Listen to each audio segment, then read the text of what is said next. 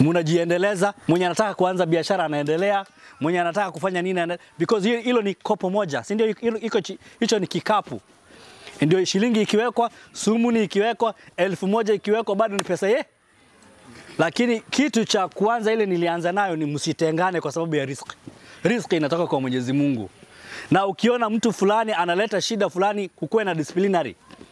Aende mbele ya panel, azungumze na hiyo panel. Na hiyo panel ndio inapatiana hawa direction na itazungumza na hawa na wasirudie hicho tabia, na kuwe na protocol, na nyinyi ndio nawasihi mtoe viongozi wa kesho.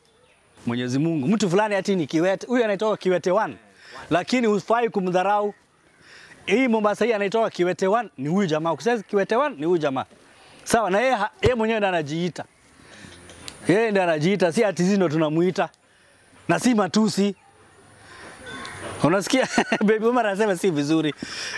Yeye mwenyewe ndiye anapenda kusema, si ndio? Mimi kiwete. Sasa unaona yeye ndiye anapenda. Sasa ndugu zangu, wanasema wahenga wamesema, wahenga ya kikwetu wamesema kuwa mtoto wako unakuwa rafiki yake kabla hujamzaa. Yaani utamsaidia mtoto wako kabla hujamzaa. Vipi? Ukichagua mama yake.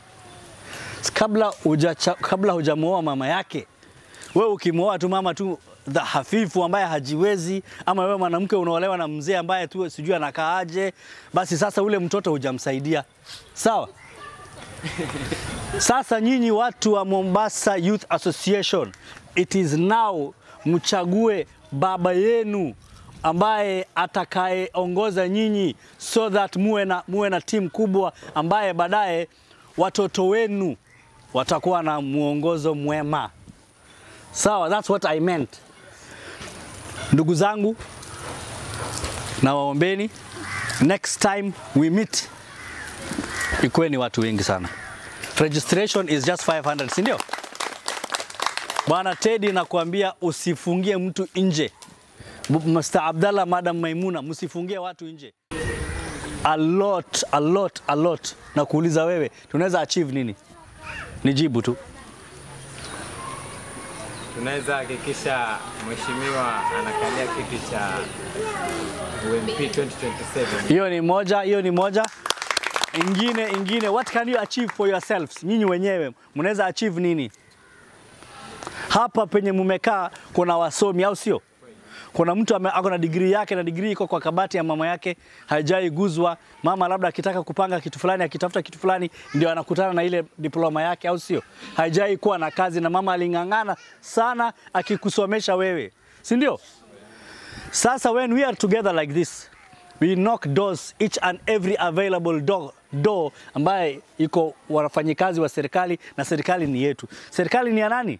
Serikali ni sisi, si wao. Wao ni wafanyikazi wa serikali.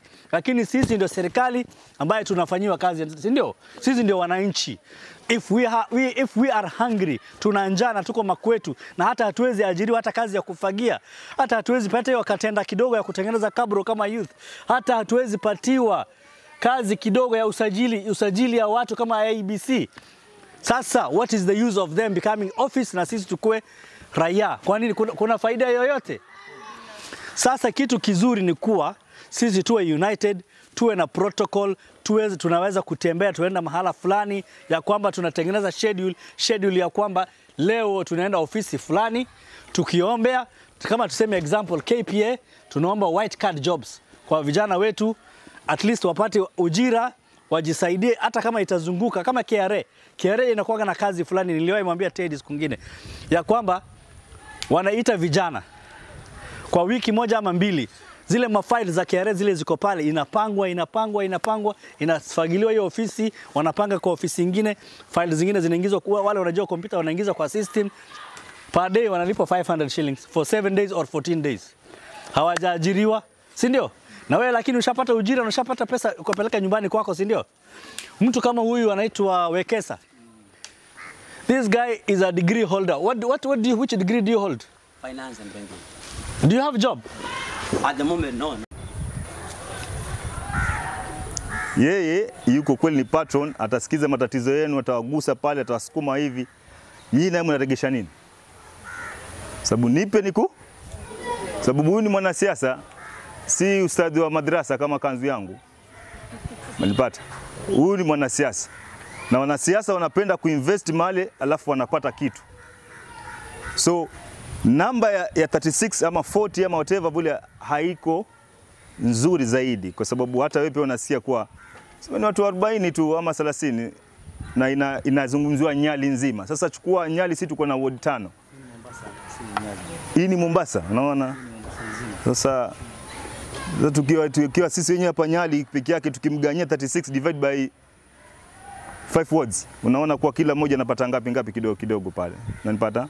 So kumbeba huyu jamaa na kumuingiza kwa box vizuri, ni nyinyi lazima mumpe numbers. So chairman, mimi nitakuadvise tu. Hii ngoma ni nzuri. Na ngoma imeonekana mapema. Unaweza kufanya kitu fulani. Shikana na president yuko pale na ofisi yako, mupange mikakati mizuri, muichukue Mombasa kwa ujumla. Na kuichukua Mombasa alikuwa leo muoneshe Nyali kuwa sisi Nyali tayari tumemaliza. Umenipata?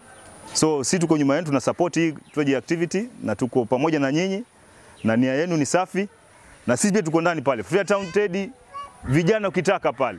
Mimi kama chairman wao, ma youth wote tunawatia hapa ndani. Umenipata? Tuone hii kitu